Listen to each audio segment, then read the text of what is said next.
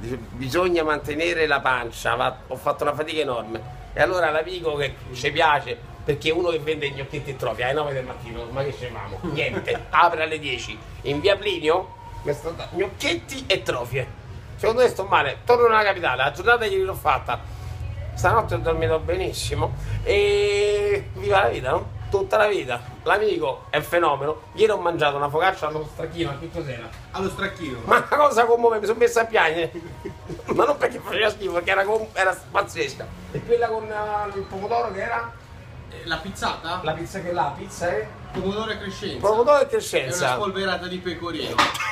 Ma poi una pecorina e via la vita, no? Bellamente. Buongiorno. Eccola qua. Però Buongiorno. dai 10 in poi perché l'uomo è grande.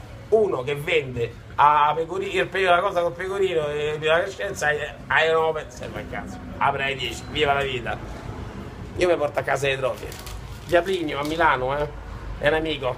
Dici secondo me sto male, non ti fa lo sconto di mettere via una cosetta per me. E la metti.